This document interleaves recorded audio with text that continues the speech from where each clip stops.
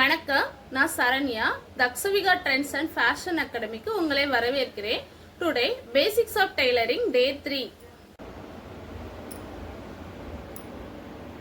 ஸ்டிச்சிங்க்கு ரொம்பவே முக்கியமாக தேவைப்படுற டூல் ஒன்று இருக்குது. என்னென்னு தெரியுமா?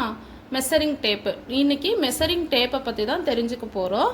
ஒரு ட்ரெஸ்ஸை பர்ஃபெக்டாக ஸ்டிச் பண்ணோன்னா அதுக்கு சரியாக அளவு எடுக்க தெரிஞ்சுக்கணும்.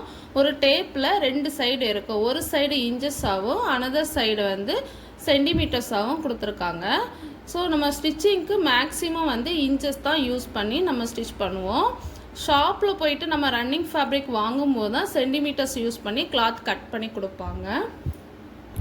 நம்ம ஒரு பேட்டர்ன் போடும்போது அளவு எடுக்கும்போது டேப்பை ரொம்ப இழுக்கவும் கூடாது, ரொம்ப லூஸ் விட்டும் அளவு எடுக்கக்கூடாது. கரெக்டாக வச்சு தான் அளவு எடுக்கணும்.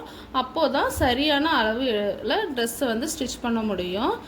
நெக்ஸ்ட் வீடியோவில் டேப்பில் உள்ள சின்ன சின்ன கோடுகளை பற்றி நம்ம தெரிஞ்சுக்கலாம். இந்த வீடியோ பிடிச்சிருந்தால் லைக் பண்ணுங்கள். இது போல் மோர் வீடியோஸ்க்கு சேனலை சப்ஸ்கிரைப் பண்ணிக்கோங்க. இந்த வீடியோவில் ஏதாவது டவுட் இருந்தால் கமெண்ட் பண்ணுங்கள். Thank you all.